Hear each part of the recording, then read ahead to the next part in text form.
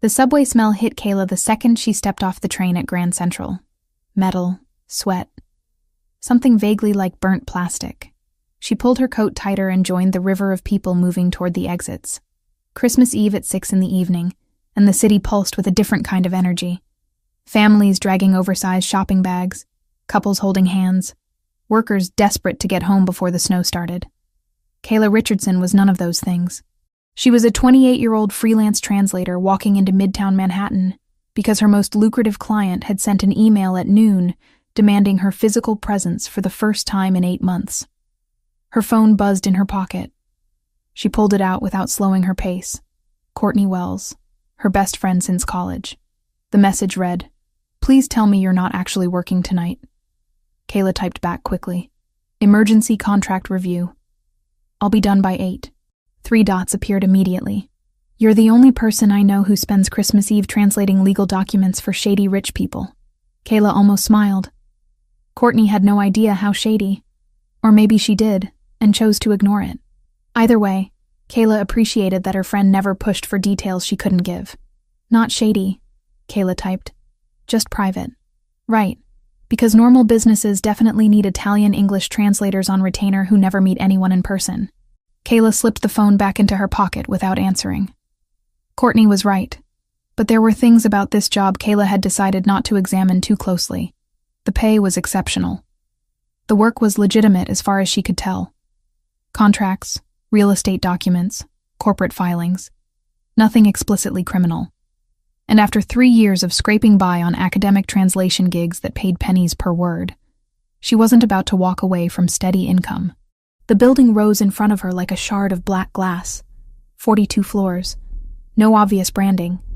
Just an address in polished steel numbers beside the revolving door. Kayla had looked it up once out of curiosity.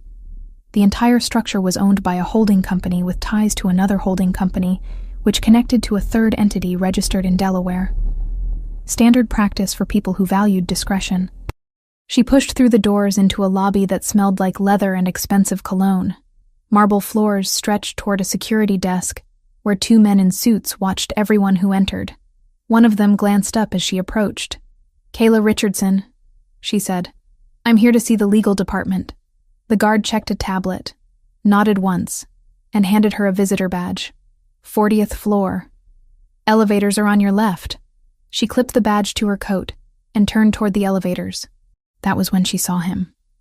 Tall, well-dressed in a charcoal suit that fit too perfectly to be off the rack. Brown hair, green eyes, a smile that seemed designed to put people at ease. He stood near a marble column holding a bouquet of red roses wrapped in clear plastic. Kayla looked past him toward the elevators. She had 3 minutes to get upstairs. "Excuse me." His voice was smooth, practiced. "Are you Kayla Richardson?" She stopped. Turned. Every instinct told her to keep walking, but politeness was a hard habit to break. "Do I know you?" "Not yet." He stepped closer, holding out the roses. "My name is Ryan Foster. I'm an attorney with a firm a few blocks from here. I saw you a few weeks ago at a coffee shop in Astoria. You were working on your laptop near the window." Kayla stared at the flowers. Her brain tried to process the situation. A stranger had noticed her at a cafe in her neighborhood, learned her name somehow, and tracked her to this building on Christmas Eve with roses. She searched for a word that wasn't creepy. Unexpected. Ryan's smile widened. "I know how it sounds, but I asked around, found out you do translation work, and when I saw your name on the visitor log here, I thought it was fate." "You saw my name on the visitor log?" Kayla repeated slowly. "I have a client meeting in this building twice a month," Ryan said quickly. "I happened to be walking through the lobby when I saw you check in. I couldn't let the opportunity pass." Kayla glanced toward the security desk. The guards weren't paying attention. She looked back at Ryan. At the roses he still held out like an offering. Every part of this felt wrong, but she also knew that making a scene in the lobby of her client's building was a bad idea. So she did what years of being polite to men who didn't deserve it had trained her to do. She took the flowers. "Thank you," she said. "That's very kind, but I really need to get upstairs." "Of course." Ryan stepped back, still smiling. "Maybe I could take you to dinner sometime. I know a great Italian place in the city. You could help me practice my pronunciation. Kayla forced a smile she didn't feel. I'll think about it. She turned and walked toward the elevators before he could say anything else. The roses felt heavy in her hands. She wanted to drop them in the nearest trash can, but something stopped her. Maybe it was the idea that someone might see and think she was ungrateful. Maybe it was the awareness that she was being watched by cameras and guards, and people whose job was to notice unusual behavior. The elevator doors opened. She stepped inside and pressed the button for the 40th floor. As the doors began to close, she saw Ryan still standing by the column, watching her. Then, another figure entered her line of sight. A man in a black suit, taller than Ryan, broader shoulders. Dark hair swept back from a face that could have been carved from stone. He had been walking toward the elevators from the opposite side of the lobby, but he stopped the moment he saw her holding the roses, saw Ryan watching her. Kayla's breath caught. She had never met Matteo Fontanelli in person, but she knew his face from the research she had done when she first started working for his network of companies. 33 years old, self-made, ruthless in business, connected to families and organizations that operated in shadows. And right now, his dark brown eyes were locked on her with an intensity that made the air feel thin. The elevator doors closed. Kayla exhaled and leaned against the wall. Her hands were shaking. She set the roses on the floor and pressed her palms against her thighs, trying to steady herself. The elevator climbed. Floor numbers ticked by on the digital display. 30, 35, 38. The doors opened on 40. A woman in a sleek gray dress stood waiting. Ms. Richardson? Kayla nodded. Mr. Fontanelli would like to see you in his office. Follow me, please. Kayla bent to pick up the roses, but the woman shook her head. Leave those. It wasn't a suggestion. Kayla straightened and followed the woman down a hallway, lined with dark wood panels and recessed lighting. Offices branched off on either side, some with glass walls, others closed. The few people still working at this hour looked up as she passed, their eyes curious but carefully neutral. The woman stopped in front of a set of double doors at the end of the hall. She knocked twice, waited, then pushed one door open. Ms. Richardson, sir. Send her in. The voice was low, controlled. Kayla had heard it once before in a conference call months ago, but hearing it now, in person, felt different. She stepped inside. The office was massive. Floor-to-ceiling windows overlooked the city, lights spreading out in every direction like a glowing grid. A desk sat near the far wall, clean, except for a laptop and a single file folder. Leather chairs, bookshelves filled with legal volumes and what looked like first editions of classic literature. Matteo Fontanelli stood by the windows with his back to her. Close the door, he said, without turning. Kayla did. He turned slowly, and she got her first clear look at him up close. Photographs didn't do justice to the presence he carried. 6'2", maybe 6'3", athletic build beneath the tailored black suit, strong jaw, sharp cheekbones, dark brown eyes that missed nothing. No scars, no visible marks of violence, but the way he held himself suggested a man who had seen plenty of both. Sit, he said, gesturing to one of the chairs in front of his desk. Kayla sat. She kept her coat on, kept her posture straight. Matteo walked to his desk but didn't sit. He leaned against the edge, arms crossed, studying her with the same intensity she had seen in the lobby. How long have you worked for me? He asked. 8 months, Kayla said. I translate contracts and corporate documents, mostly real estate filings. And in those 8 months, how many times have we met in person? This is the first time. Why do you think that is? Kayla chose her words carefully. You value discretion. I assumed you preferred to keep distance between yourself and the people who handle your paperwork. Matteo's expression didn't change. Who was the man in the lobby? Kayla blinked. I don't know. He said his name is Ryan Foster. He's an attorney. You don't know him, but you accepted flowers from him. He said he saw me at a coffee shop in my neighborhood a few weeks ago. I took the flowers because it seemed easier than making a scene in your lobby. Matteo was silent for a long moment. Then he pushed off the desk, walked to the window and looked out at the city. Ryan Foster works for a firm that represents Russian interests in New York, he said quietly. Shipping, import-export, legitimate on the surface. Underneath, they move money for an organization that has been trying to infiltrate my operations for the past year. Kayla's stomach dropped. I didn't know. Of course you didn't. Mateo turned to face her. That's the point. You're a translator. You work remotely. You have no connection to the operational side of my businesses, which makes you exactly the kind of person they would target. Target for what? Access. Mateo's voice was flat. You translate sensitive documents, legal filings, contracts with terms that could be exploited if someone knew how to read between the lines. If they could compromise you, turn you into an asset, they could insert errors, change dates, alter addresses, small things that create big problems. Kayla felt cold. You think that's what he was doing? Trying to recruit me? I think he saw an opportunity and took it. Mateo walked back to the desk, picked up the file folder and opened it. He pulled out a photograph and set it in front of her. It was a picture of her, standing outside her apartment building in Astoria. The angle suggested it had been taken from across the street with a telephoto lens. Where did you get this? She whispered. My security team flagged Foster 2 weeks ago when he started following you. Coffee shop, grocery store, subway station. He's been building a profile. Kayla looked up sharply. You've been watching me? I've been protecting my interests, Mateo corrected. You handle documents worth millions of dollars. I don't take chances with people who have that kind of access. So what happens now? Kayla asked. You fire me because someone I've never met decided to stalk me? No. Mateo closed the folder. I make sure they can't get to you. I can take care of myself. Against a man with flowers? Mateo's tone sharpened. Yes. Against an organization that kills people for far less than what you know? No. Kayla stood. I don't know anything. I translate contracts. That's all. You know patterns, Mateo said. You know the structure of my real estate holdings. You know which companies connect to which entities. In the right hands, that information is a weapon. Kayla wanted to argue, but she couldn't. He was right. She had spent 8 months translating documents that revealed exactly how Matteo Fontanelli's empire was built. She knew shell companies, tax havens, legal loopholes.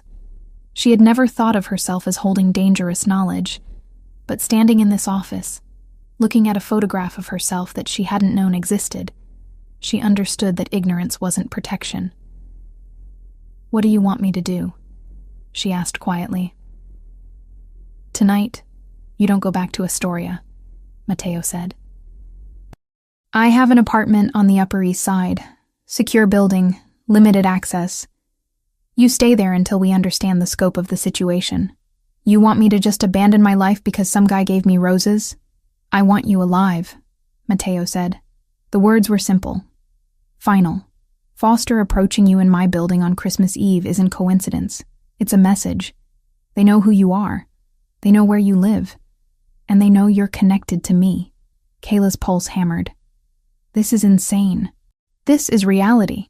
Mateo pulled his phone from his pocket and typed something quickly. A car is waiting downstairs. It will take you to the apartment. You'll have everything you need. Laptop, internet, access to your files. You can keep working. You just can't do it from a place they've already compromised. For how long? Until it's safe. And if I say no? Mateo looked at her directly. Then you walk out of this building, go back to your apartment in Astoria, and hope that the next person who approaches you is just a man with flowers. The silence stretched between them. Kayla thought about her small apartment. The deadbolt that stuck. The neighbor who played music too loud. The coffee shop where she worked most mornings because her kitchen table was too cluttered. She thought about Ryan Foster's smile. The way he had known her name. The photograph Mateo had shown her. This isn't a prison, Mateo said quietly. It's a precaution. You're not my prisoner. You're my responsibility. Kayla met his eyes. I didn't ask to be your responsibility. No, Mateo agreed. But you took my money. You signed contracts with my companies. You became part of my world the moment you agreed to translate the first document. And in my world, I protect what's mine. Kayla wanted to argue, Wanted to tell him she wasn't his. Wasn't anyone's. But the photograph on the desk told a different story. "One night," she said. "I'll stay one night. Then we figure out what happens next." Mateo nodded once. Agreed. He walked to the door and opened it. The woman in the gray dress was waiting outside. "Take Ms. Richardson to the car," Mateo said. "Make sure she has everything she needs." The woman nodded and gestured for Kayla to follow. Kayla picked up her bag and walked toward the door. She stopped beside Mateo, close enough to smell his cologne. Something dark and clean. "The roses," she said quietly. "I left them in the elevator." "Good," Mateo said. "You won't need them where you're going." The apartment on the Upper East Side was nothing like Kayla expected. She had imagined something cold, sterile, a holding cell dressed up with expensive furniture. Instead, she walked into a space that felt lived in despite its obvious luxury. Hardwood floors, wide windows overlooking a tree-lined street, a kitchen with marble counters and copper fixtures. 2 bedrooms, one with a desk already set up with a monitor and keyboard. The woman in the gray dress had handed her a key card and a phone number. "Anything you need, call this line. Someone will answer 24 hours a day." Then she left. Kayla stood in the middle of the living room and tried to process the past 3 hours. Christmas Eve in a stranger's apartment because a man with roses had turned out to be a threat she hadn't seen coming. She pulled out her phone and texted Courtney. "Change of plans. Staying in the city tonight. Long story. I'm fine." 3 dots appeared almost immediately. "Define fine." Kayla hesitated. "Safe. I'll explain later." She didn't wait for a response. She walked to the bedroom, set her bag on the chair, and sat on the edge of the bed. The mattress was firm. The sheets were crisp white cotton. Everything smelled faintly of cedar and something clean she couldn't name. Her phone buzzed. Not Courtney this time. An unknown number. She opened the message. "This is Fontanelli. The laptop is secure. Password is on a card in the desk drawer. Work files are already uploaded to the cloud. You won't miss deadlines." Kayla stared at the screen. He had thought of everything. She typed back quickly. "Thank you." No response. She stood and walked to the desk. Found the card exactly where he said it would be. Logged into the laptop and saw her entire directory of active projects waiting. Contracts, legal briefs, a real estate filing due the day after Christmas. For a moment, she felt the absurdity of it all. Sitting in a secured apartment on the Upper East Side, preparing to translate Italian property law while someone she had never heard of 3 hours ago was apparently stalking her. She opened the first document and started working. It was easier than thinking. Christmas morning arrived with pale winter light filtering through the windows. Kayla woke disoriented, unsure for a moment where she was. Then memory returned. The apartment, Matteo Fontanelli, Ryan Foster's smile. Her phone showed 2 missed calls from Courtney and a string of texts demanding details. Kayla sent a quick message promising to call later, then showered and dressed in the same clothes she had worn the night before. She was making coffee in the unfamiliar kitchen when someone knocked on the door. Kayla froze. The apartment was supposed to be secure. No one should be here. The knock came again. Firm. Patient. She walked to the door and checked the peephole. Matteo stood in the hallway holding a paper bag and 2 cups of coffee. Kayla unlocked the door and opened it halfway. "What are you doing here?" "Bringing breakfast," Matteo said. "And information you need to hear." She stepped back and let him in. He set the bag and coffee on the kitchen counter, then turned to face her. He wore dark jeans and a black sweater. No suit. No tie. It made him look younger. Less like the man who had interrogated her in his office, and more like someone who might actually celebrate Christmas like a normal person. "My team finished their analysis overnight," Matteo said. "Ryan Foster has been following you for 2 weeks. We have photographs of him outside your building in Astoria. Video from a cafe 3 blocks from your apartment. Subway footage showing him boarding the same train you take to Manhattan twice." Kayla felt her stomach turn. How was that possible? I would have noticed. "He's good at blending in," Matteo said. "And you weren't looking for him. Why would you be?" He pulled a tablet from the bag and handed it to her. The screen showed a series of images. Kayla outside her building. Kayla at a crosswalk. Kayla sitting in a cafe with her laptop open. When were these taken? She asked quietly. The earliest is from 2 weeks ago. The most recent is 3 days before he approached you in my lobby. Kayla set the tablet down. Her hands were shaking. What does he want? Access to you. Which means access to the work you do for me. Mateo picked up one of the coffees and handed it to her. We also found evidence that someone tried to clone your phone. A phishing link sent from what looked like your bank's email address. Did you click on it? Kayla thought back. I got an email about suspicious activity on my account. I started to open it, but the link didn't work, so I deleted it. The link worked, Mateo said. It just didn't finish installing because your phone's security settings blocked it. If it had gone through, they would have had access to everything. Texts, emails, files. Kayla sat down heavily on one of the kitchen stools. This is insane. This is calculated, Mateo corrected. They identified you as someone with access to sensitive information. They researched your habits. They built a profile. And they sent someone charming to make contact in a way that wouldn't trigger suspicion. The roses, Kayla said quietly. The roses were theater, Mateo said. A performance designed to make you feel flattered, off balance, more likely to say yes to dinner, which would have led to drinks, which would have led to Ryan Foster slowly extracting information you didn't even realize you were giving. Kayla wrapped her hands around the coffee cup. The warmth helped. So what happens now? Mateo was quiet for a moment. I've already taken steps to protect your mother in Oregon. She has no idea, and she won't. But there are people watching to make sure no one approaches her. The way Foster approached you. Kayla looked up sharply. My mother? Why would they go after her?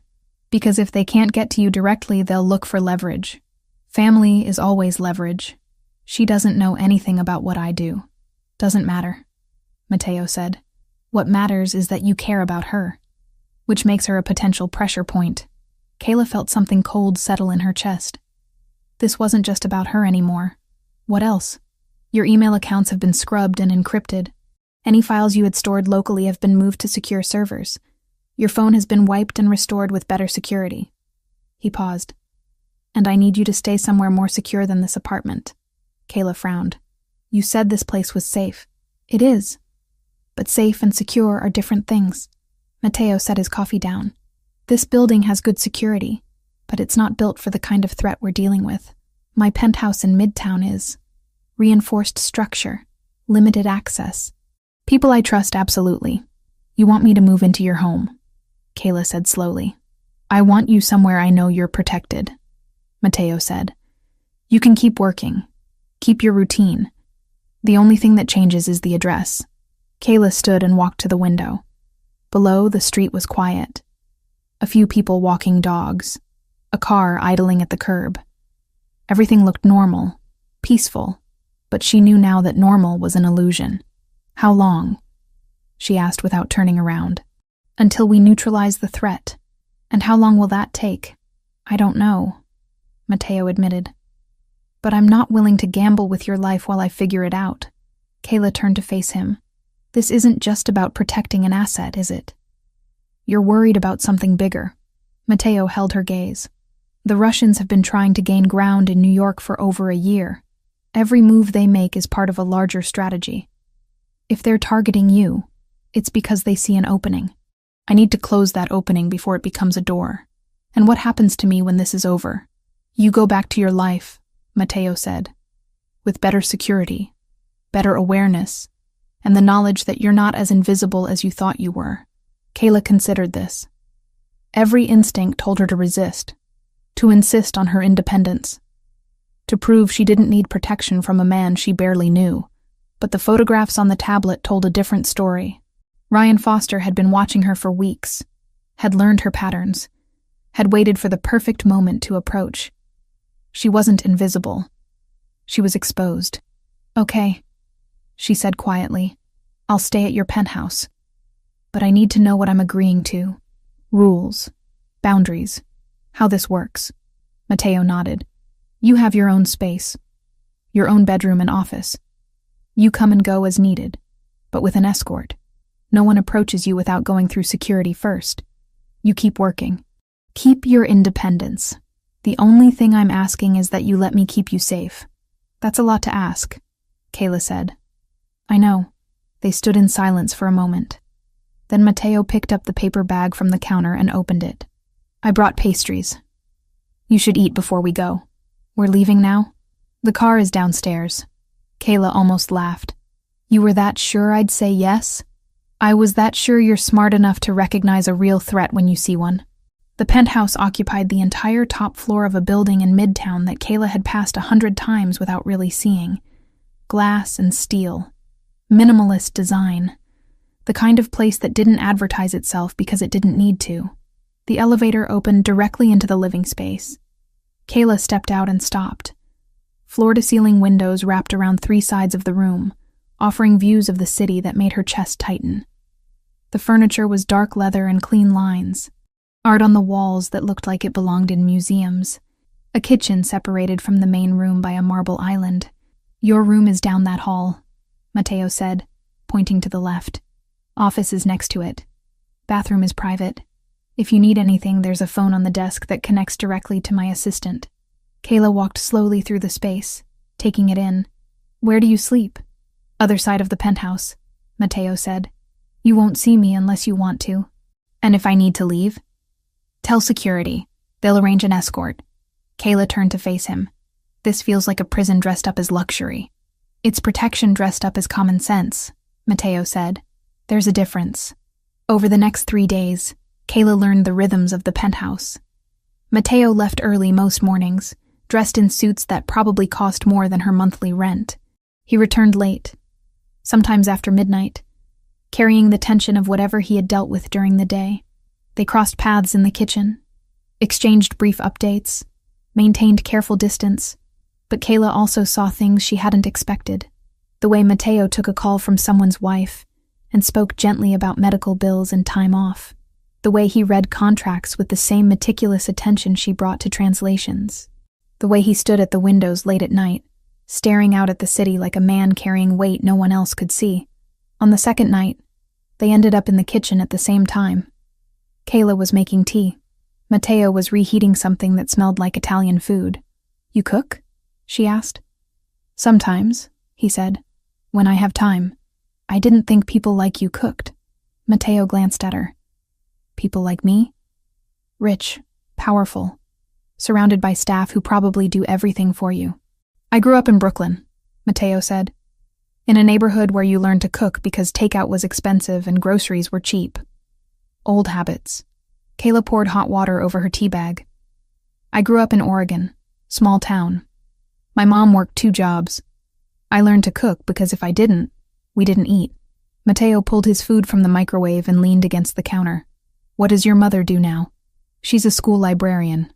Retired last year. Spends most of her time gardening and complaining that I don't visit enough. When did you see her last?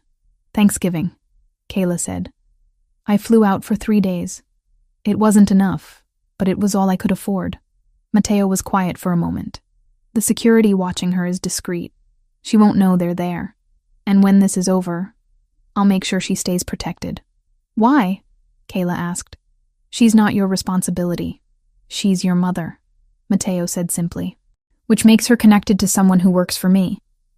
That's enough. Kayla studied him. You're not what I expected. What did you expect? Someone colder. More. She searched for the word. Detached. I'm detached when I need to be, Mateo said, but not with people who matter. Do I matter? The question hung in the air between them. Mateo set his food down and looked at her directly. You wouldn't be here if you didn't.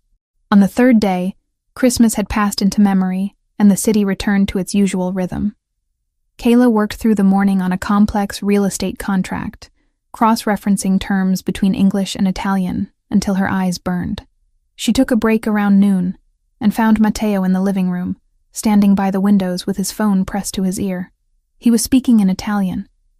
Fast, sharp, the kind of tone that left no room for argument. When he saw her, he ended the call and slipped the phone into his pocket. Problem? Kayla asked. Nothing that concerns you.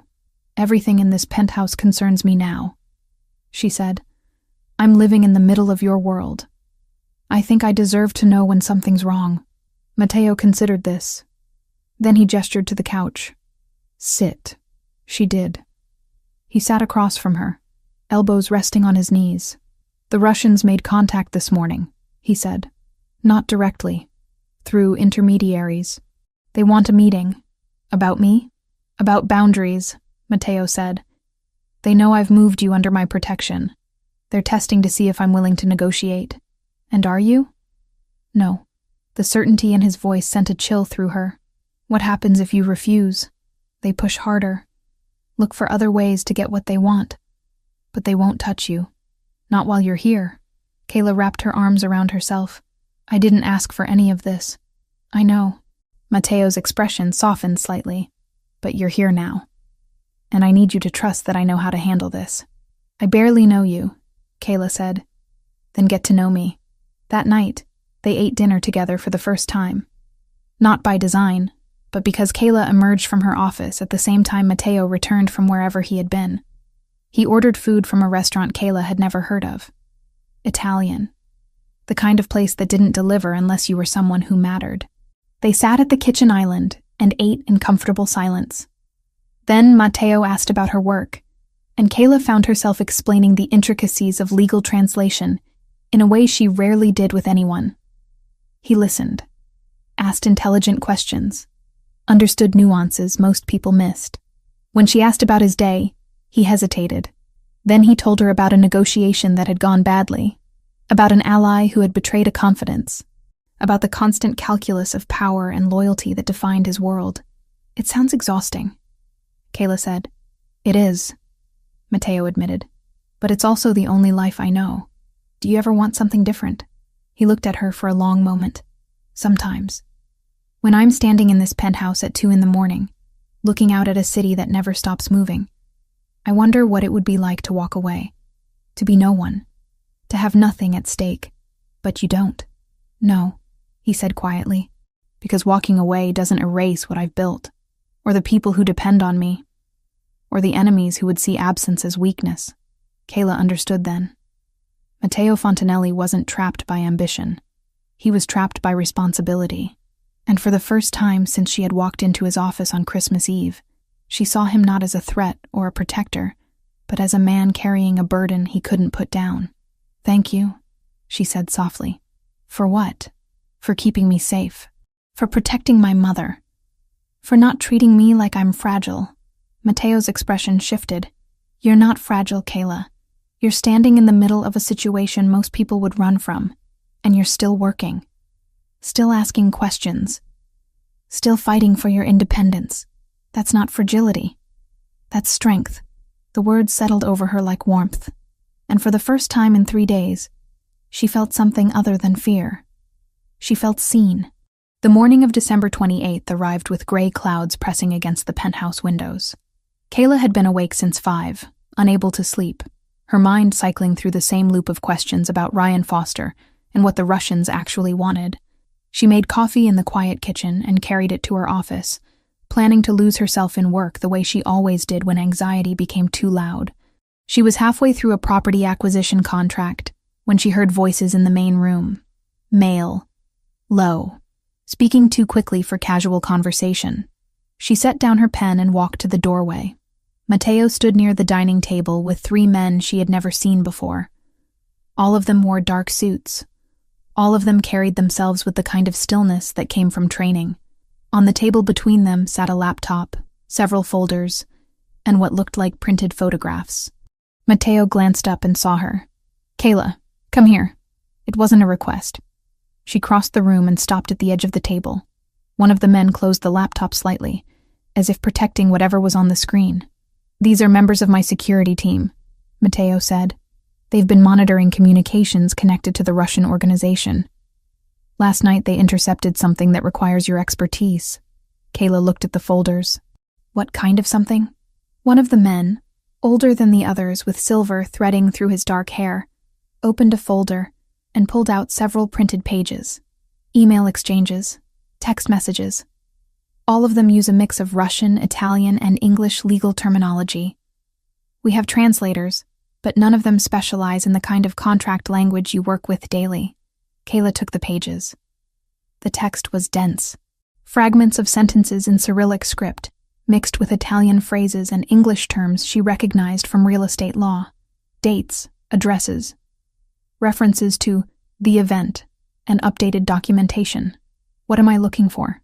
she asked. "Anything that connects to you," Matteo said. "Or to my businesses. Patterns, inconsistencies, anything that doesn't fit." Kayla carried the pages to the table and sat down. The men stepped back slightly, giving her space. She read slowly, letting the languages blur together in her mind, the way they did when she was deep in translation work. Russian she understood only in fragments, but the structure of the sentences told her things. The way certain words were emphasized, the placement of legal terms that didn't quite belong in casual correspondence. "This isn't just business communication," she said after several minutes. "It's coded. They're using legal language to disguise something else." Matteo pulled out the chair beside her and sat. "Explain." Kayla pointed to a phrase in Italian. "This term here, it's used in property transfers when you're describing a change in designated use. But in this context, it doesn't make sense. They're not talking about property. They're talking about an event. The New Year's Gala," Matteo said. "Maybe." Kayla flipped to the next page. "But look at this. The word for venue is wrong. It's the formal term you'd use in a contract, not in an email between colleagues. And here, the date format switches between American and European style mid-sentence. That's not a mistake. That's intentional." One of the security men leaned forward. "Why would they code it that way?" "Because anyone intercepting these messages would see business correspondence," Kayla said. "Legal jargon. Property terms. Nothing that raises immediate red flags. But if you know what to look for, the inconsistencies create a second layer of meaning." Matteo was very still beside her. "Can you decode it?" "I can try." Kayla looked at the stack of papers. "But I'll need access to all the documents I've translated for you over the past 8 months. If they're using terminology from your actual contracts, I need to see the source material to understand how they're twisting it." Matteo pulled out his phone and typed quickly. "You'll have everything within the hour." The work consumed the next 2 days. Kayla barely left the dining table. Matteo's team brought her files, emails, intercepted text messages, anything that contained the mix of languages she had identified. She cross-referenced terms, built spreadsheets, traced patterns in the way certain phrases appeared and reappeared across different communications. Matteo worked beside her, not hovering, not questioning every decision, just present. He brought coffee at regular intervals, ordered food she barely touched, answered questions about his business operations when she needed context for what she was reading. On the second night, close to midnight, Kayla found it. "Here," she said, her voice rough from hours of not speaking. She pushed a printed invitation across the table to Matteo. "This is the official invitation to your New Year's Gala, the one your office sent to investors and political contacts 3 weeks ago." Matteo picked it up. "I've seen this. What about it?" Kayla laid a second document beside it. "This is a version that was sent to 6 specific people on your guest list 5 days ago.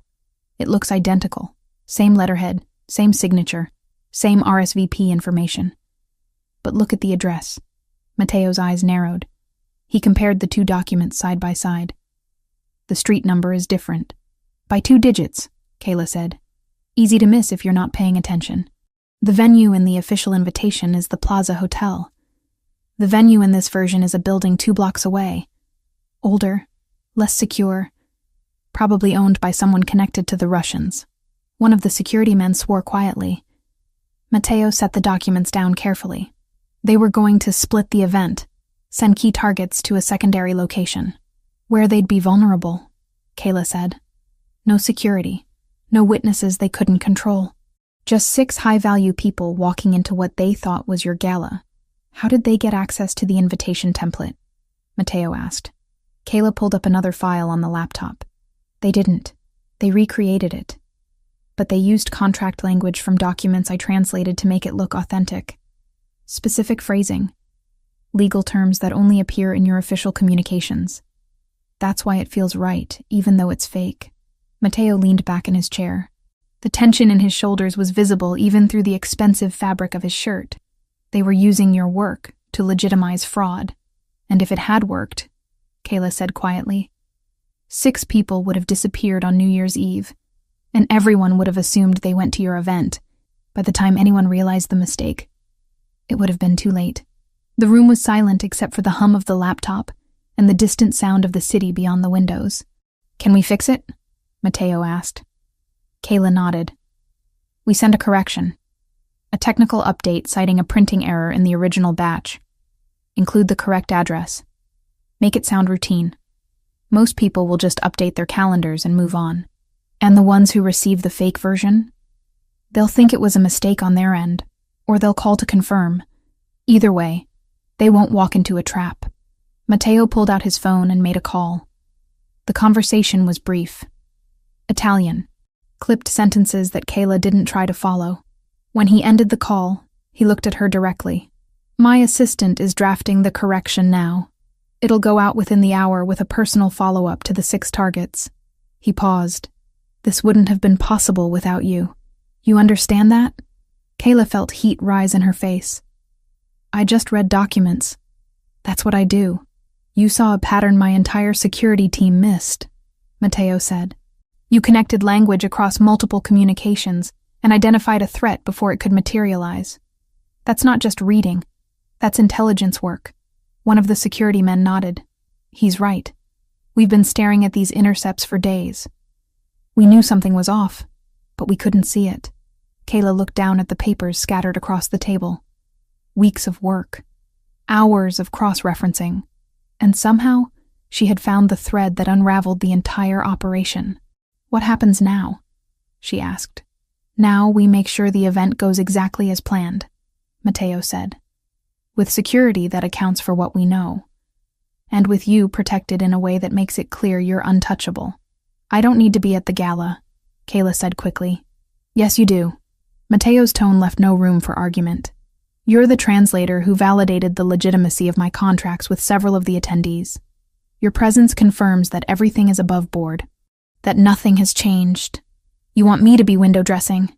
I want you to be visible, Mateo corrected, so that anyone watching understands you're not hiding. You're not compromised. You're exactly where you're supposed to be.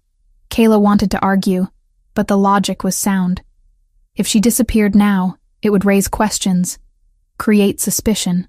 The Russians would know their plan had been discovered, and they'd adjust. Find another angle, another vulnerability. Fine, she said, but I'm not pretending to be something I'm not. If I go to this gala, I go as myself, a translator, not arm candy. Mateo's expression shifted. Something that might have been respect flickered across his face. Agreed. Over the next several hours, they worked through the details. The correction went out. Responses came back confirming receipt. 3 of the 6 targets called personally to verify the address change, which Mateo's assistant handled with smooth professionalism. By dawn on December 30th, the trap had been dismantled before it could close. Kayla stood at the windows, watching the city wake up. Behind her, she heard Mateo dismiss his security team, heard the elevator doors close. Then footsteps approaching. He stopped beside her, close enough that she could feel the warmth radiating from him, close enough that if she turned, they'd be face to face. You should get some sleep, he said quietly. So should you. I will. Eventually, they stood in silence. The city spread below them. Millions of people moving through their lives with no idea what had almost happened, what had been prevented by a translator who knew how to read between lines written in 3 languages.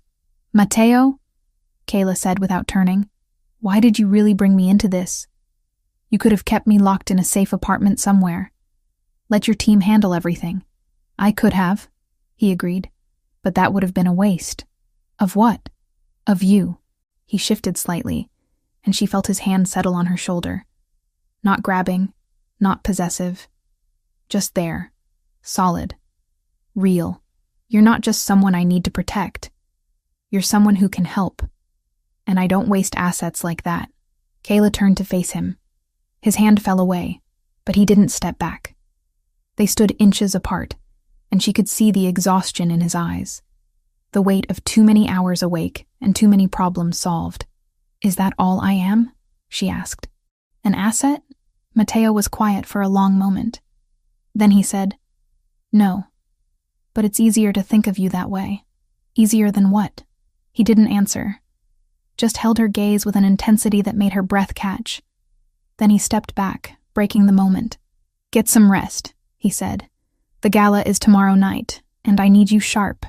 He walked away before she could respond. Kayla stood at the windows alone, her shoulder still warm where his hand had been, and wondered what exactly she had just stepped into. The dress arrived at noon on New Year's Eve in a garment bag so elegant Kayla almost didn't want to open it. She had been working in her office when one of the penthouse staff knocked and left the bag hanging on her door without a word. A small card was pinned to the fabric. "Dress code is formal. This should work. M. No flourish. No romance. Just practicality dressed up as consideration." Kayla unzipped the bag slowly. The dress inside was the color of aged wine, deep and rich. The fabric heavy enough to drape without clinging.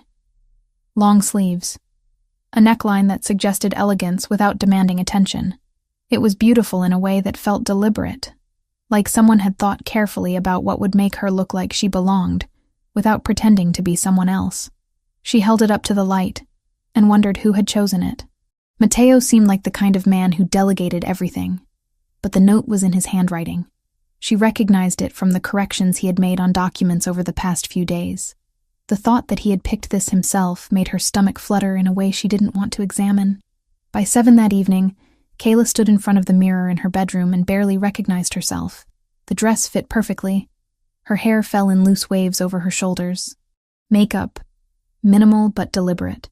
She looked like someone who translated contracts for powerful men and attended their galas without fear. She looked like someone who belonged in Matteo Fontanelli's world. The thought terrified her. A knock on her door pulled her from the mirror. She opened it to find Matteo standing in the hallway wearing a tuxedo that made him look like something carved from shadow and starlight. Black jacket tailored to perfection. White shirt crisp against his olive skin. Dark eyes that swept over her once, lingered, then met her gaze with an expression she couldn't read. "You look ready," he said. "I feel like an imposter," Kayla admitted. "Good. That means you're paying attention." He held out a small velvet box. "One more thing." Kayla took the box and opened it. Inside was a pair of earrings, simple gold studs that caught the light when she tilted them. "They're beautiful," she said. "They're functional," Mateo corrected. "The left one has a microphone. Anything said within 6 feet of you will transmit to my security team. You won't hear anything back. Just wear them and act natural." Kayla looked up sharply. "You're bugging me?" "I'm protecting you," Mateo said. "There's a difference. If Ryan Foster or anyone connected to the Russians approaches you tonight, I need to know what they say, what they ask, how they try to manipulate the situation." Kayla set the box down on the dresser. "And if I say no, then you stay here while I handle the gala alone. But we both know that's not an option. Your presence matters. It validates the legitimacy of the contracts you've translated. It shows that nothing has changed." He was right. Kayla hated that he was right. She picked up the earrings and put them on slowly, watching herself in the mirror as the small gold studs settled into place. "How do I know you're not listening to everything I say all the time?" she asked. "You don't," Mateo said simply. "You have to trust me." Kayla turned to face him. "That's asking a lot." "I know." The car ride to the Plaza Hotel took 20 minutes through traffic that moved slower than usual because of the holiday. Kayla sat beside Mateo in the back of a black sedan, with windows tinted so dark she could barely see out. 2 security vehicles flanked them, one in front and one behind, forming a convoy that drew stares from pedestrians on the sidewalk. "Is this really necessary?" Kayla asked. "Tonight it is," Mateo said without looking away from his phone. "We dismantled their plan, but that doesn't mean they've given up. They'll be watching to see how we respond, looking for weaknesses, and I'm the weakness." "You're the variable they didn't account for," Mateo corrected. He slipped his phone into his pocket and turned to look at her. "They expected me to hide you, lock you away somewhere safe while I dealt with the threat. Instead, you're walking into the center of it wearing a dress that says you're not afraid." "I am afraid," Kayla said quietly. "Then you're smarter than most people in that ballroom tonight." The plaza rose in front of them like something out of another era. Golden light spilled from tall windows. A red carpet stretched from the entrance to the curb where valets waited to open car doors. Photographers lined the edges despite the cold, cameras ready to capture whoever emerged. "Are they going to take my picture?" Kayla asked. "Probably," Mateo said. "Smile if you want. Ignore them if you don't. Either way, don't stop moving until we're inside." The door opened. Mateo stepped out first, buttoning his jacket with the kind of fluid grace that came from a lifetime of being watched. Then he turned and offered his hand. Kayla took it. The cameras started flashing immediately. Questions shouted in English, and Italian blurred together into noise. Kayla kept her eyes forward and let Mateo guide her up the red carpet with his hand resting lightly at the small of her back. Not possessive, just present. Inside, the noise faded into something softer. Music drifted from the ballroom. Voices layered over each other in a dozen languages. The air smelled like expensive perfume and champagne. "Stay close," Mateo said quietly. "I'll introduce you to a few key people, then you're free to move around. But don't leave the ballroom without telling security first." "Do I have security?" "3 people. You won't see them unless you need to." The ballroom was overwhelming. Crystal chandeliers hung from a ceiling painted with scenes Kayla didn't have time to examine. Tables draped in white linen surrounded a dance floor where a live band played something jazzy and sophisticated. Waiters circulated with trays of champagne and hors d'oeuvres that looked more like art than food. Kayla counted at least 200 people. Politicians she recognized from news broadcasts. Business executives whose faces appeared in financial magazines. Women wearing jewelry that could fund small countries. Men whose handshakes carried the weight of empires. And somewhere in this crowd was Ryan Foster. Mateo introduced her to 3 different groups over the next hour. Each time he explained her role simply. "Kayla Richardson. She handles my Italian contract translations. Best in the city." No one questioned it. No one looked at her like she didn't belong. They shook her hand, made small talk about the challenges of legal translation, and moved on to other conversations. It was almost disappointingly normal. By 9:30, Kayla had claimed a glass of champagne she had no intention of drinking, and positioned herself near one of the tall windows overlooking Central Park. From here, she could see most of the ballroom, could track Mateo as he moved through the crowd with the ease of someone who had done this 1,000 times. He never looked directly at her, but she felt his awareness. The way his path through the room always kept her in his peripheral vision. The way he angled his body so he could see her, even while talking to someone else. She was taking a sip of champagne when she saw Ryan Foster. He stood near the bar, talking to an older man Kayla didn't recognize. Both of them wore tuxedos that fit well, but lacked the tailored perfection of Mateo's. Ryan laughed at something the older man said, then turned and scanned the room. His eyes found her. Kayla's grip tightened on the champagne glass. She forced herself to look away casually, as if she hadn't noticed him, as if her heart wasn't suddenly racing. She counted to 10, then she glanced back. Ryan was walking toward her. Kayla set her champagne down on a nearby table and straightened her shoulders. The earring in her left ear felt suddenly heavy. She wondered if Mateo's security team was already listening, already tracking Ryan's approach. "Kayla," Ryan said when he reached her. His smile was warm, practiced. "I didn't expect to see you here." "I work for Mr. Fontanelli," Kayla said evenly. "Why wouldn't I be here?" "I just thought after our encounter at his office, he might prefer to keep you away from public events." Ryan's eyes swept over her dress. "You look beautiful, by the way." "Thank you. I wanted to apologize," Ryan continued. "I think I came on too strong with the roses. I didn't mean to make you uncomfortable." "You didn't make me uncomfortable," Kayla lied. "You just caught me off guard." "Well, I'm glad I ran into you tonight. Maybe we could talk somewhere quieter. There's a balcony just outside the ballroom. Better view, less noise." Every instinct Kayla had screamed warning. "I'm fine here." "Come on," Ryan said, his smile never faltering. "Just 5 minutes. I promise I won't try to sweep you off your feet again." She said she's fine. The voice came from behind Kayla, low and controlled, and absolutely unmistakable. She turned to find Mateo standing less than 2 feet away. He must have crossed the ballroom in seconds. Must have been watching the entire time. Ryan's smile tightened at the edges. "Mr. Fontanelli, great event. I was just inviting Ms. Richardson to step outside for some air." "Ms.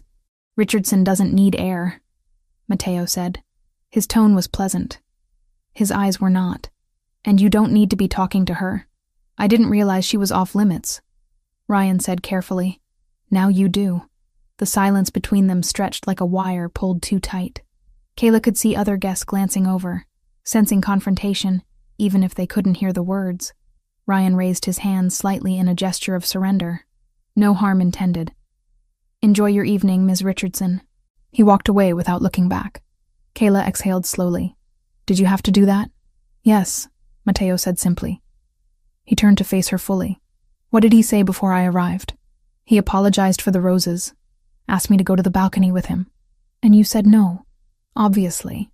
Mateo's expression shifted almost imperceptibly. "Something that might have been approval." "Good. Stay where I can see you for the rest of the night. We're almost done here." He left without waiting for a response, moving back into the crowd with the same smooth confidence he'd arrived with. Kayla watched him go, and realized her hands were shaking. The rest of the evening passed in a blur of conversations and music and carefully orchestrated normalcy. Kayla spoke to a few more people, accepted compliments on her dress, deflected questions about how long she had worked for Mateo with vague answers that satisfied without revealing anything. At 11:45, the band shifted into something slower. Couples moved onto the dance floor.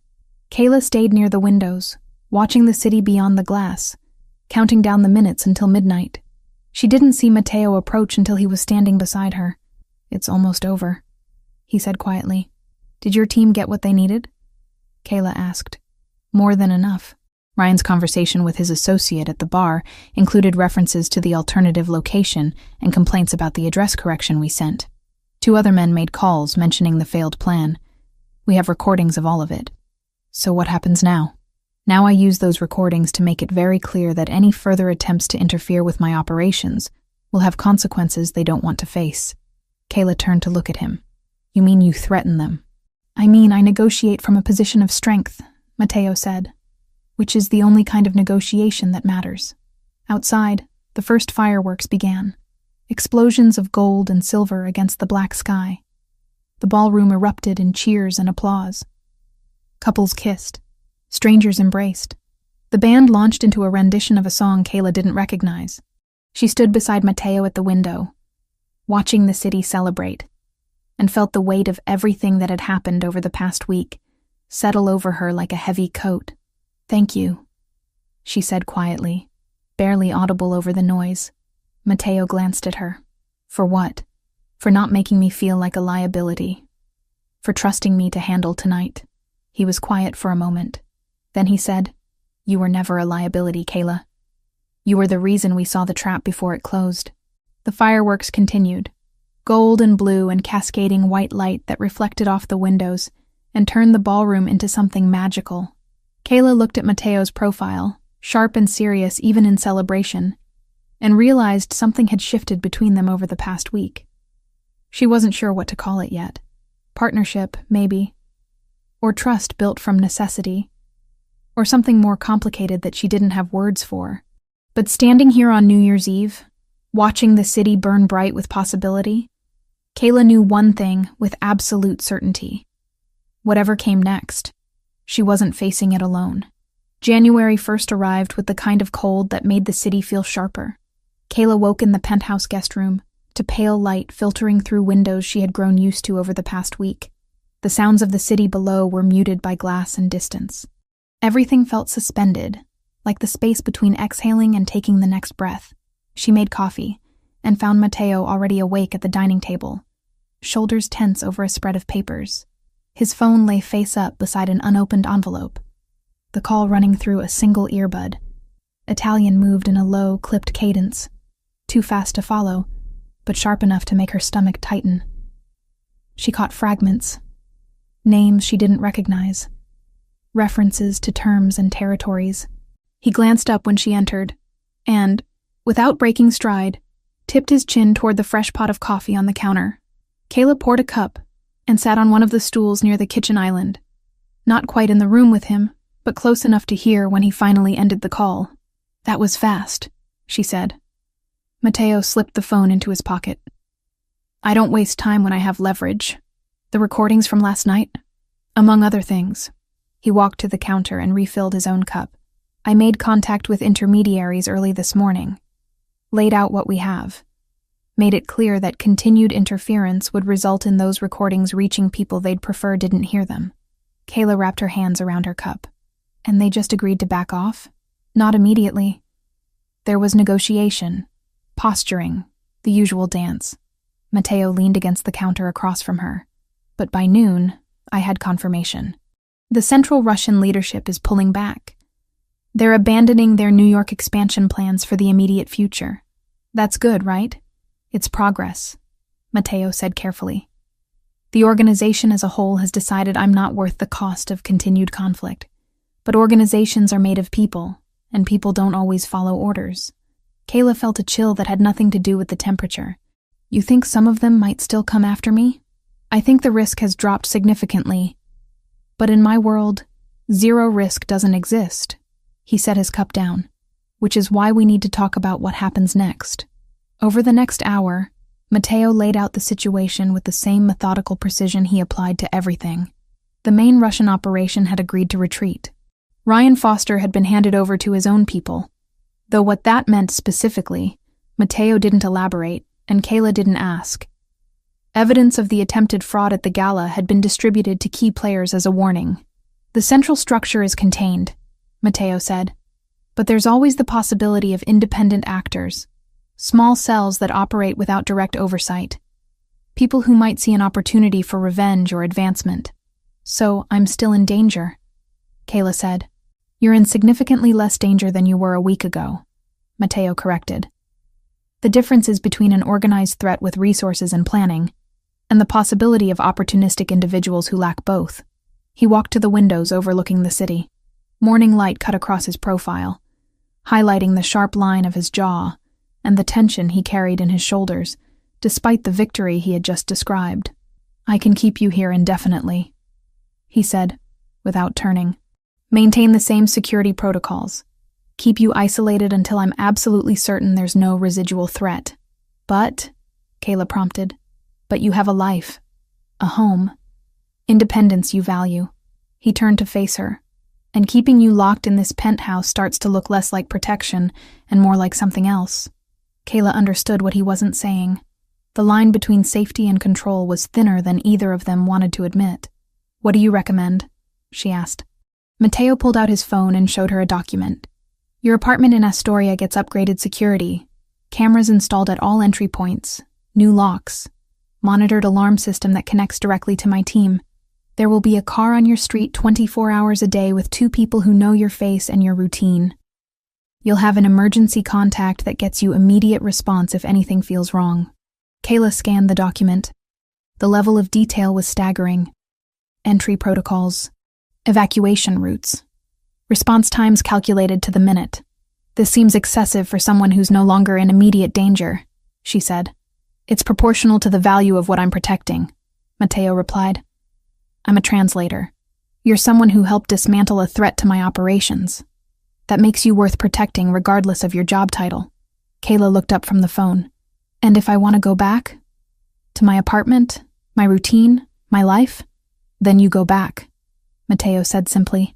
"With the security measures in place, with the understanding that you call if anything feels off, and with the knowledge that this isn't me abandoning responsibility. It's me trusting your judgment." The weight of that trust settled over Kayla like something physical. For the past week, Mateo had made every decision about her safety, had controlled her environment and her movements with absolute authority. Now he was handing that control back to her, not because the threat had vanished, but because he believed she was capable of navigating what remained. "When can I leave?" she asked. "Whenever you're ready. The security upgrades are already complete." Kayla blinked. "You did all of this before asking me?"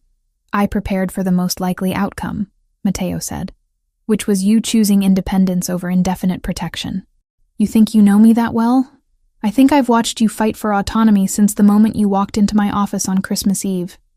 You took the roses because it was easier than making a scene, but you hated every second of it. You agreed to stay in the safe apartment because it was logical, but you never stopped questioning the necessity. You worked beside me on the intercepts because you wanted to contribute, not because I ordered you to. He paused. So yes, I know you well enough to predict you'd choose your own life over mine the moment it was safe to do so. Kayla wanted to argue, but couldn't.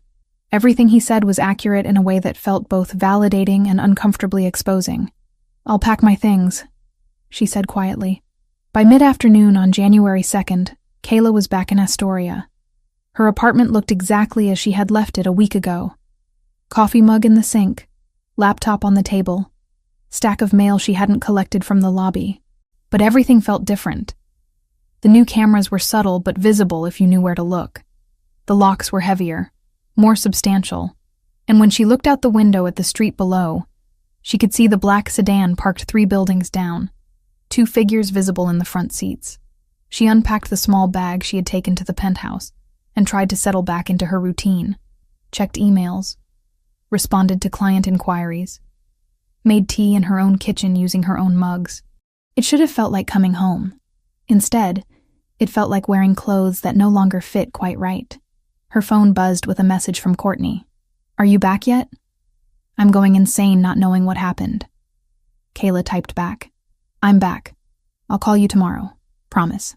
She spent the rest of the day working, translating a contract for a client in Chicago, reviewing terminology for a legal filing, normal work, safe work, the kind of thing that used to fill her days before Matteo Fontanelli's name appeared in her inbox 8 months ago.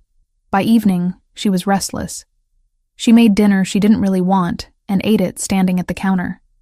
Checked the cameras on her phone through the app Matteo's team had installed. Everything was quiet, normal, exactly as it should be. She went to bed early and didn't sleep well. January 3rd passed in similar fashion. Work. Messages from Courtney she promised to answer soon. Long stretches of silence broken only by the sounds of her neighbors and the city beyond her walls. The security team changed shifts at 6 in the morning and 6 in the evening. She watched them from her window without meaning to, tracking their movements the way she now tracked everything. At 8 that evening, someone knocked on her door. Kayla checked the peephole and felt her heart stutter. Matteo stood in the hallway holding a manila envelope and wearing dark jeans and a black coat instead of his usual suit. He looked different outside the context of the penthouse, more human, less untouchable. She opened the door. What are you doing here? Delivering final paperwork, Matteo said, holding up the envelope. Updated contracts. Payment for the past week. I thought it would be easier to bring them in person than send them through channels. It was a lie. They both knew it was a lie. Matteo Fontanelli didn't deliver paperwork personally. Kayla stepped back and let him in anyway. He walked into her small living room and looked around with the same careful attention he brought to everything. She saw him take in the mismatched furniture, the stack of books on the coffee table, the translation dictionaries lined up on the shelf beside culinary magazines, and framed photographs of places she had visited before her life became consumed by work. It's smaller than I expected, he said. Not everyone lives in penthouses, Kayla replied. I didn't mean it as criticism. He set the envelope on her kitchen counter. It suits you. Personal. Unpretentious. Kayla crossed her arms. You didn't come here to comment on my apartment. No, Matteo admitted. He turned to face her fully. I came because I wanted to make sure you were actually okay. That returning here was the right choice. You could have called. I could have. He didn't move closer, but his presence filled the small space in a way that made the apartment feel even smaller. But I needed to see it for myself. See what? That you're safe. That the security measures are working. That you're not regretting the decision. Kayla studied his face, the tension in his jaw, the way his hands stayed loose at his sides, even though every line of his body suggested coiled readiness. This wasn't just a boss checking on an employee. This was something else. Why does it matter so much? She asked quietly. Matteo was silent for a long moment. When he spoke, his voice was lower than usual. Rougher. Because when I saw you holding those roses in my lobby, something in me went cold. Not angry, Not strategic, just cold. Like someone had taken something that was supposed to be mine, and I hadn't even realized it mattered until it was threatened. Kayla's breath caught. I'm not yours. I know. He took a single step closer.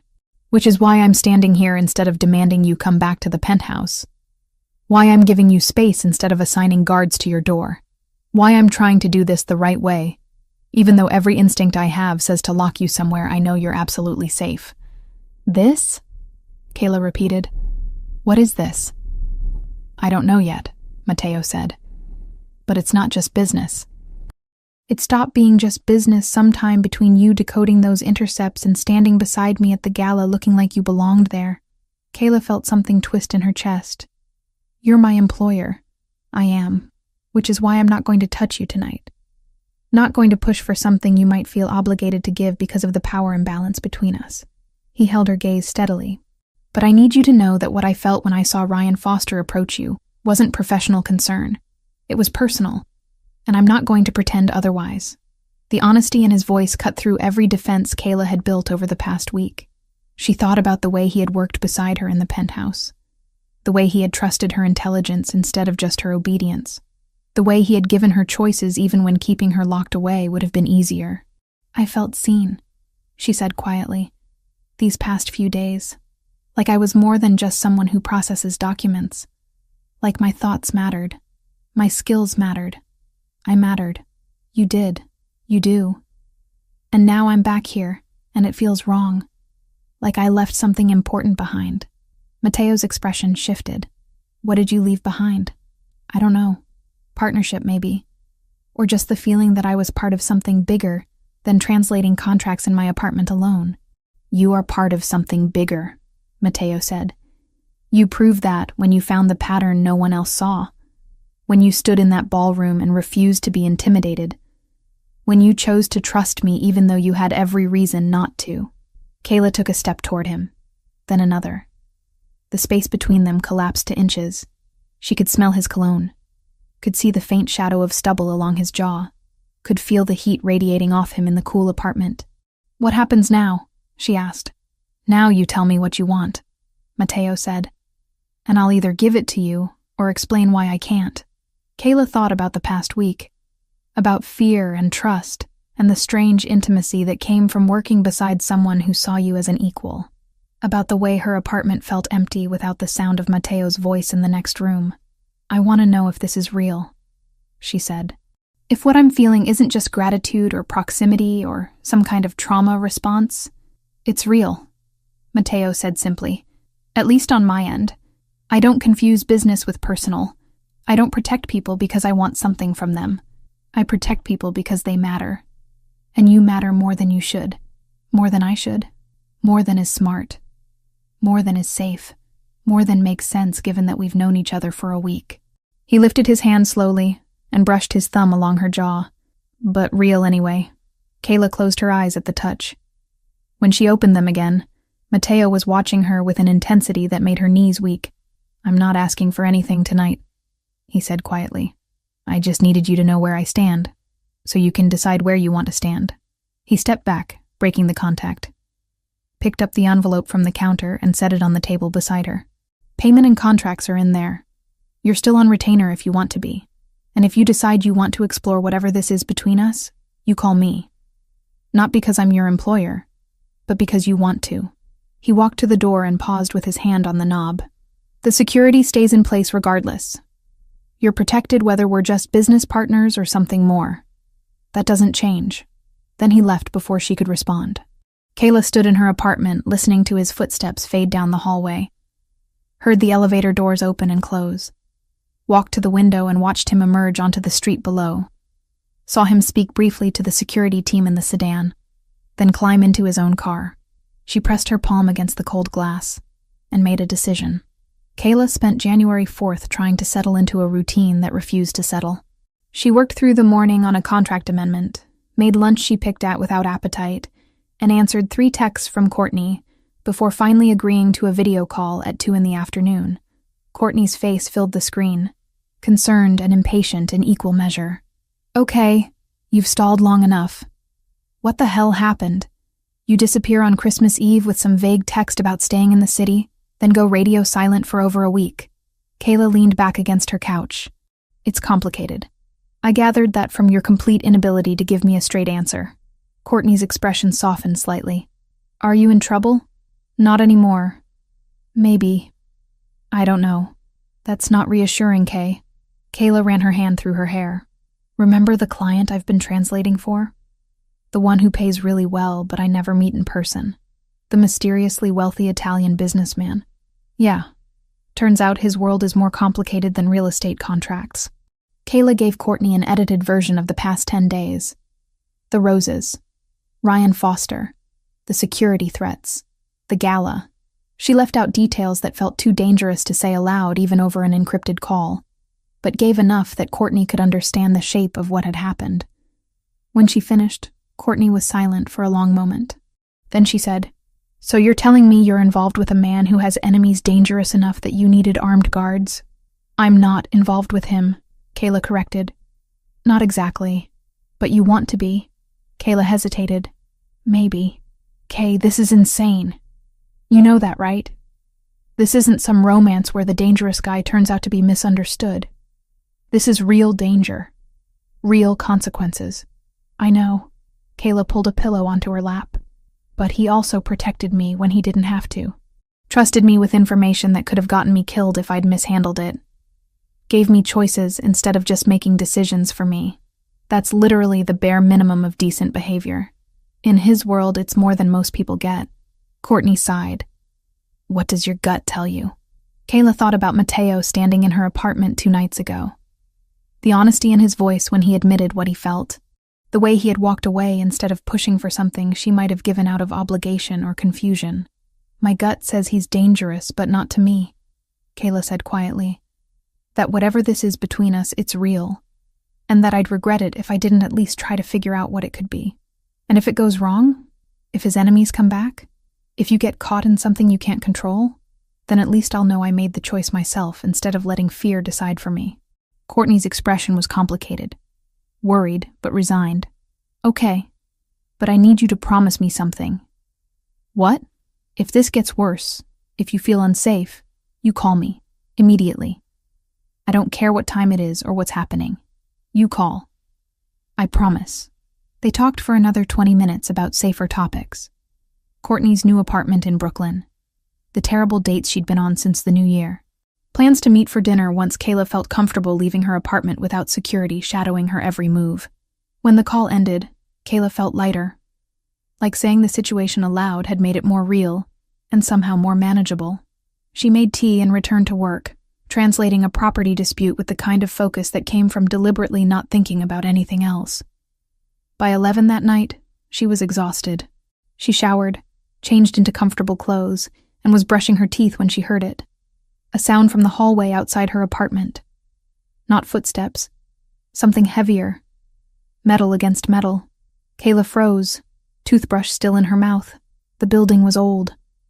Sounds carried in strange ways. It could be nothing. A neighbor coming home late. Maintenance working on something. Then she heard voices. Low. Urgent. Speaking a language that wasn't English. Her heart slammed against her ribs. She spit into the sink, rinsed quickly, and moved to the living room. The protocol Matteo's team had drilled into her played through her mind like a script she'd memorized without meaning to. Stay inside. Lock the door. Don't investigate. Let security handle it. She checked the deadbolt. Already locked. Checked the chain. In place. Then she grabbed her phone and opened the security app Matteo's team had installed. The camera feed from the building's main entrance showed 2 men in dark clothes and ski masks forcing the door open. One of them had something in his hand that looked like a crowbar. The other was speaking into a phone. Kayla's hand shook as she switched to the interior stairwell camera. The 2 men were already inside, moving up the stairs with purpose. Her apartment was on the 3rd floor. She dialed the emergency number Matteo had given her. It rang once before someone answered. Ms. Richardson. Male voice. Calm. We see them. Stay inside. Lock your bedroom door and move away from windows. How long until? 90 seconds. We're already in the building. The line stayed open. Kayla moved to her bedroom, locked the door, and pressed herself against the wall farthest from the window. She could hear her own breathing, too fast and too loud, could hear the blood rushing in her ears. Then she heard something else. Footsteps on the stairs, faster now, running, shouting in Russian. A heavy thud, then another. Silence. Kayla's phone buzzed with a text. Threat neutralized. Stay where you are. Mr. Fontanelli is on his way. She slid down the wall until she was sitting on the floor, knees pulled to her chest, phone clutched in both hands. The apartment was silent, except for the distant sound of sirens approaching. She wondered if the neighbors had called the police. Wondered what explanation Mateo's team would give. Wondered how close those men had gotten to her door. 20 minutes later, she heard the familiar pattern of knocking. 3 short taps. Pause. 2 more. The signal Mateo's team had established, so she'd know it was them. Kayla unlocked the bedroom door, walked through her apartment on legs that barely held her weight, and checked the peephole. Mateo stood in the hallway. Not his security team. Him. She fumbled with the locks and chain, got the door open. He stepped inside and locked everything behind him before turning to look at her. Are you hurt? He asked. Kayla shook her head. Words felt impossible. Through the frosted glass of the hallway window, she caught a brief flicker of blue and red reflecting off the opposite wall. Then it was gone. Mateo followed her gaze, his expression tightening into something calculated. They're already leaving, he said quietly. My men met them downstairs. Attempted break-in. No injuries. No reason for anyone to come up here. He didn't sound proud. He sounded practical, like he was sealing a door that should never have been opened in the first place. Mateo crossed the space between them in 3 steps and pulled her against his chest, not asking permission, not giving her space to refuse, just wrapping his arms around her and holding on like she might disappear if he let go. Kayla pressed her face against his shoulder and felt something break open inside her. The fear she'd been holding back since she heard that first sound in the hallway. The terror of knowing someone had been trying to reach her. The understanding that if Mateo's security hadn't been watching, those men would have succeeded. She didn't cry, just stood there shaking while he held her. One hand pressed against the back of her head, the other solid against her spine. I'm sorry, he said quietly. I underestimated them. The main organization pulled back, but I should have anticipated independent cells, smaller groups operating without oversight. Your team stopped them, Kayla said against his shoulder. Before they even got close. They got into your building. That's too close. He pulled back just enough to look at her face. His eyes were darker than usual, fury tightly controlled beneath careful composure. Pack a bag, he said. You're not staying here tonight. Mateo, this isn't negotiable. His voice was firm but not harsh. Those men are being handled. The police will be told they were attempting a robbery, but there's no guarantee they were working alone. I'm not leaving you here while we figure that out. Kayla wanted to argue, wanted to prove she could handle this. But the truth was, she was terrified. And Mateo's penthouse in Midtown had cameras and security and doors that locked with the kind of certainty her apartment's deadbolt could never match. Okay, she said quietly. She packed quickly. Clothes, laptop, the essentials she'd need to keep working. Mateo waited by the door, speaking in low tones on his phone in Italian. When she emerged with her bag, he took it from her without asking and gestured toward the hallway. The building's stairwell showed signs of what had happened. A dent in the wall. Something dark on the floor that might have been blood. Kayla looked away and let Mateo guide her down to the street, where a car was already waiting.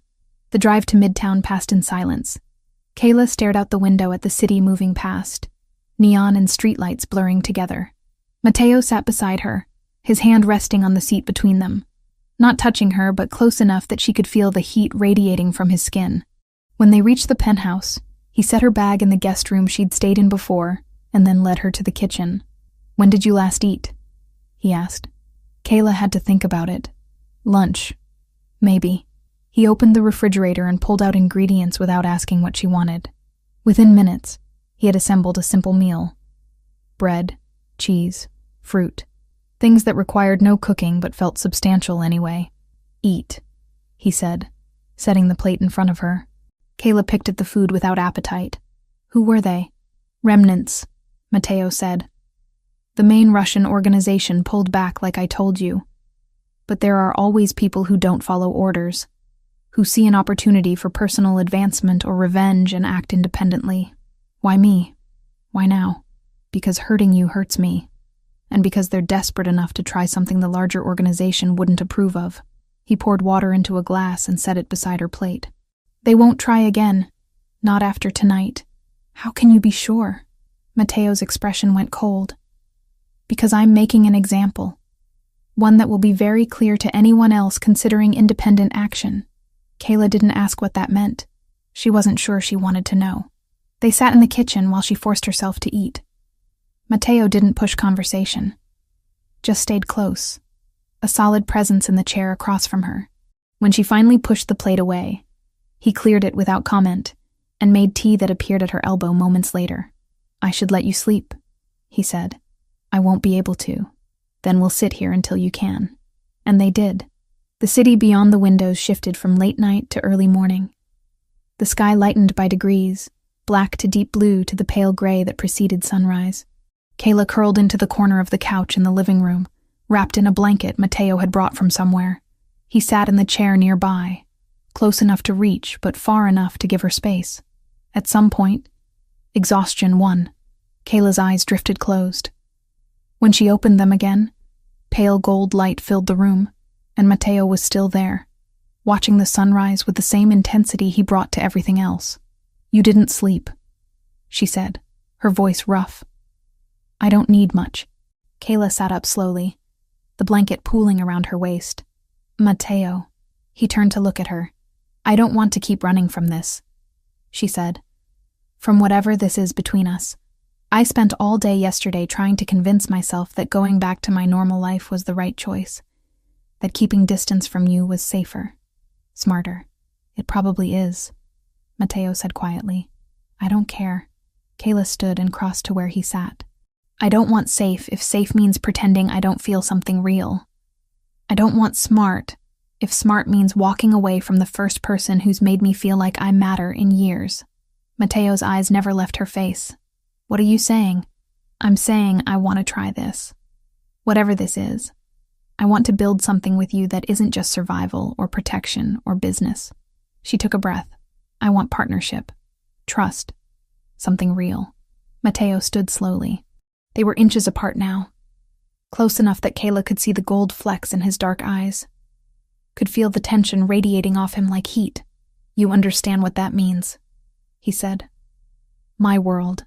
My enemies. The constant calculation of risk. I understand that I'd rather face all of that with you than spend the rest of my life wondering what we could have been. Mateo lifted his hand and traced his thumb along her jaw. The touch was gentle, reverent, like she was something precious he was afraid to break. I can't promise it will be easy, he said. I'm not asking for easy. I'm asking for honest. Then honestly, Mateo said, his voice dropping lower. I haven't been able to stop thinking about you since the moment I saw you holding those roses. Haven't been able to function normally knowing you were back in Astoria where I couldn't see you, couldn't protect you, couldn't just be near you. Kayla's breath caught. Then stop fighting it. Mateo's other hand came up to cup her face. He leaned in slowly, giving her time to pull away. When she didn't, when she instead tilted her face up toward his, he closed the final distance between them. The kiss was nothing like Kayla expected. Not demanding or possessive. Just warm and certain and inevitable.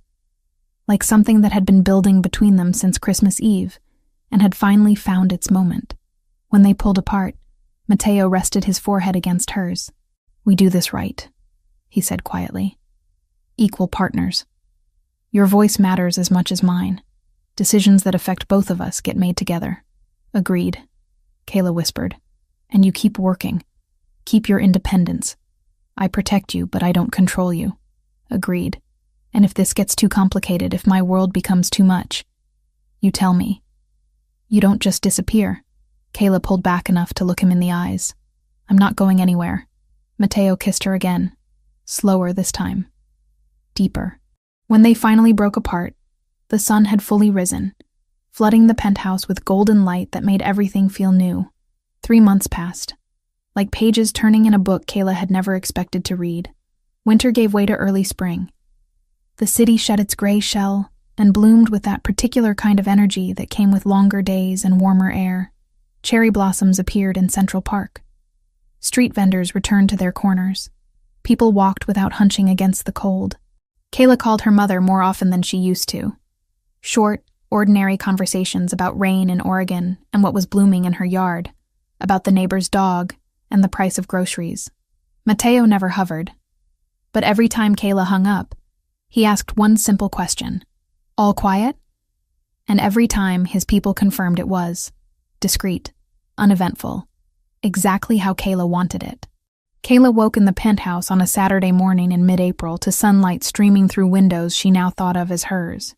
Not because Mateo had claimed her as a possession, but because she had chosen to build something here. In this space, with this man who still surprised her daily. She found him in the kitchen making coffee, dressed in jeans and a white shirt with the sleeves rolled up. Casual. Relaxed in a way he rarely was during the week when business demanded the armor of expensive suits and controlled expressions. Morning, he said without turning. He had learned the sound of her footsteps, could track her movement through the penthouse without looking. Morning. Kayla slid onto one of the stools at the island. Courtney's coming over at noon. I remember. I'll make myself scarce. You don't have to leave your own home. Mateo poured coffee into 2 cups and brought one to her. She's your friend. You should have space to talk without me hovering. You don't hover. He raised an eyebrow. I'm very aware of where you are at all times. That's hovering. That's caring, Kayla corrected. She wrapped her hands around the warm cup. There's a difference. Over the past 3 months, they had found a rhythm that worked. Kayla had moved into the penthouse officially in late January, not because Mateo demanded it, but because her apartment in Astoria had stopped feeling like home the moment those men broke in. She kept her professional independence fiercely, expanded her client base beyond just Mateo's network, took on projects that interested her regardless of pay, built a reputation that was hers alone. Mateo had adjusted too. He consulted her on decisions that affected their shared life, asked her opinion on business matters that touched the legitimate side of his operations, stopped treating protection like something he imposed and started treating it like something they negotiated together. It wasn't perfect. There were still moments when his world crashed into hers in ways that required adaptation. Still nights when he came home carrying tension she couldn't fully understand. Still decisions he made without her, because some things in his life existed in shadows she couldn't enter. But it was real, and real was more valuable than perfect. Courtney arrived exactly at noon carrying a bag of bagels and the kind of determined expression that meant she had questions prepared. Kayla let her in and watched her friend take in the penthouse with the same careful observation she'd brought to their friendship since college. So this is where you live now, Courtney said, setting the bag on the counter. This is it. It's huge and expensive and very much not you. Kayla laughed. Thanks? I mean, the decor isn't you. All this dark leather and minimalist art. But you look happy. That's you. They settled on the couch with coffee and bagels. Mateo had disappeared into his office as promised, giving them privacy. Courtney wasted no time. Okay, real talk. Are you actually okay here? Like genuinely okay. Not just convincing yourself because it's safer than your apartment. I'm genuinely okay, Kayla said. Better than okay, actually. Because last time we talked, you were dealing with armed men breaking into your building and moving in with a guy you'd known for 2 weeks. It's been 3 months now. That's still not very long, Kay. Kayla set her coffee down. I know it sounds fast. I know it probably looks crazy from the outside. But Court, I've never had someone treat me like an equal partner the way Mateo does. He doesn't make decisions for me. He makes them with me.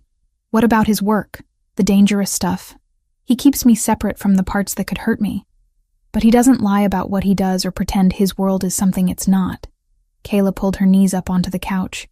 I have my own work, my own clients, my own income. I'm not dependent on him financially or emotionally. I'm here because I choose to be. Courtney studied her for a long moment. You really love him. It wasn't a question, but Kayla answered anyway. Yeah, I really do. Does he love you back? He shows me every day, whether he says the words or not. They spent the rest of the afternoon talking about safer topics. Courtney's new job. The guy she'd been seeing who turned out to be terrible. Plans for summer trips they'd probably never take because work always interfered. Normal friendship things that reminded Kayla. Her life wasn't entirely consumed by Mateo's world. When Courtney left, she hugged Kayla tight at the door. I'm still worried about you. But I can see you're happy. And you're still you. That's what matters. I'm still me, Kayla agreed. Just me with better security. After Courtney left, Kayla found Mateo in his office reviewing documents on his laptop. She leaned against the doorframe and watched him work. The way his brow furrowed when he concentrated. The way his fingers moved across the keyboard with the same precision he brought to everything. She likes you, Kayla said. Mateo looked up. I didn't see her. She saw enough. The way you left us alone. The way the apartment has some of my things mixed in now. Books on the shelves. Photos on the side table. Kayla walked into the office. She said I still seem like myself. You are yourself. I know, but it's good to hear it from someone who knew me before all this. Mateo saved his work and closed the laptop. Come here. Kayla crossed to him. He pulled her down onto his lap, wrapping his arms around her waist. She settled against him, comfortable in a way that had taken weeks to develop. I got a call this morning, he said against her hair. Business opportunity. Large scale. Very lucrative. Kayla felt something tighten in her chest. What kind of opportunity? The Cartel del Golfo wants to establish a partnership. Import-export through New York. Legitimate on the surface, but with connections to their larger operations in Mexico. He paused. It would require me to travel. Spend time in areas that aren't exactly stable. Probably several weeks total over the next few months. Kayla turned in his lap to face him. What did you tell them? Nothing yet. I wanted to talk to you first. This is your decision. Your business. It affects you, Mateo said, which makes it our decision. Kayla thought about what several weeks apart would mean. The worry, the risk, the way his world could turn violent in places where she couldn't reach him. She also thought about the kind of money and power a partnership like that would bring. The opportunities, the expansion of everything he'd built. What do you want to do? She asked. Mateo was quiet for a long moment. His hands rested on her hips, steady and warm. 6 months ago, I would have said yes without hesitation. The strategic value alone would have been worth any personal risk. And now I have something that matters more than strategy. He looked at her directly. I have you. I have this life we're building. And I'm not willing to gamble with that for business expansion. Kayla's throat tightened. You'd turn it down? I'd delegate it. Let someone I trust handle the travel and negotiations. Maintain oversight from here. Take a smaller cut of the profits in exchange for staying alive and staying with you. Your organization will think you're getting soft. My organization will see a leader who's strategic enough to delegate, instead of trying to control everything personally. That's not soft. That's smart. Kayla kissed him. Slow and deliberate. When they broke apart, she said, Then delegate. Build the partnership without putting yourself in danger. And come home to me every night. That's the plan. 2 weeks later, Mateo announced his decision to his inner circle. Kayla wasn't present for the meeting, but she heard about it afterward from the way Mateo came home looking both satisfied and exhausted. How did they take it? She asked. Better than expected. A few questions about whether I was losing my edge, but mostly acceptance that I'm thinking long-term instead of just short-term gain. And the cartel? They agreed to work with my representative. They're getting access to New York either way. They don't care who sits at the table as long as the results are the same. Kayla felt relief wash through her. So you're not going to Mexico. I'm not going anywhere except maybe Boston for a day meeting next month. And you're welcome to come if you want. To a business meeting? To the city. You can explore while I work. Then we'll get dinner somewhere that doesn't know my name. It was such a normal suggestion. Such a regular couple thing to do. Kayla found herself smiling. I'd like that. Spring deepened into the kind of weather that made New York feel livable. Kayla and Mateo fell into patterns that felt sustainable. Work during the day, dinners together most evenings, weekends that mixed business obligations with actual relaxation. They went to a gallery opening in Chelsea, had brunch in Brooklyn, spent a Sunday afternoon in Central Park doing absolutely nothing productive. On Sunday nights, she spoke to her mother with the windows cracked open and the city humming below. Sometimes she told Matteo about it afterward, and he would nod and say the watch in Oregon had been scaled back to a rotating pair. Still there, still invisible. The words should have made her feel trapped. Instead, they made her feel, for the first time in months, like her fear wasn't running the world anymore. Kayla's client list grew. She landed a contract with a publisher translating an Italian novel, took on legal work for 3 different firms, built a professional reputation that existed entirely separate from her connection to Matteo Fontanelli. One evening in late April, she was working at the dining table when Matteo came home earlier than usual. She looked up from her laptop. "Everything okay?" "Everything's fine." He set his briefcase down and walked to where she sat. "I have something for you." He pulled a bouquet from behind his back. Red roses. A dozen of them wrapped in simple brown paper. Kayla stared at them, then at him. "Roses. I thought it was time to replace the memory," Matteo said quietly. "The first roses you got were a threat. A manipulation. These are a choice. From me to you. Because I want to give them. Not because I'm trying to gain access or control or anything else." Kayla stood and took the bouquet. The flowers were perfect. Fresh. The kind of simple beauty that didn't need embellishment. "You're giving me roses," she said, feeling emotion catch in her throat. "I'm giving you roses," Matteo confirmed, "and hopefully making you think of this moment instead of Ryan Foster every time you see them." Kayla set the bouquet on the table and wrapped her arms around his neck. "I love you." She'd said it before, but this time felt different. More settled, less like a confession and more like a simple truth. "I love you too," Matteo said against her hair. "Even when you laugh at me for being jealous. Even when you challenge every decision I make. Even when you refuse to let me protect you the way I want to. Especially then," Kayla corrected. "Especially then," he agreed. They stood in the middle of the penthouse, city lights beginning to glow beyond the windows as evening settled over New York. Kayla thought about Christmas Eve, about roses in a lobby, and fear that had turned into something else entirely, about the strange path that had led from danger to partnership to love. She'd never expected to find herself here, in the home of a man whose world operated in shadows, building a life that balanced legitimate work with the constant awareness of threat, learning to navigate power and protection and the complicated space between safety and freedom. But she'd also never felt more certain of anything. This was real. This was hers. This was the life she'd chosen and continued to choose every single day. "Thank you," she said quietly. "For what?" "For the roses.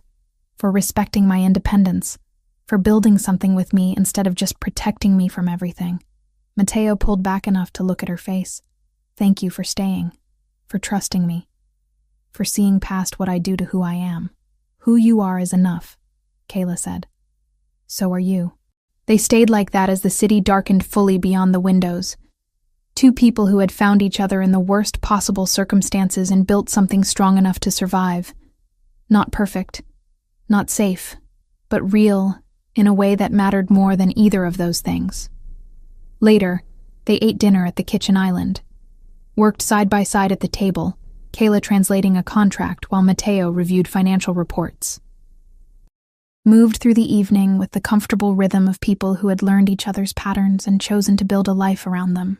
Before bed, Kayla arranged the roses in a vase and set them on the table where she could see them while she worked. A reminder that danger could transform into something beautiful, that protection could evolve into partnership, that love could grow in the most unexpected soil if you gave it room to breathe. And when Matteo pulled her close that night, she fell asleep knowing that whatever came next, they would face it together. Equal partners in a world that rarely allowed for equality, building security not through isolation or control, but through trust and choice, and the stubborn belief that love was worth fighting for, even when it came wrapped in roses from a mafia boss who had learned to share power instead of just wielding it, especially then.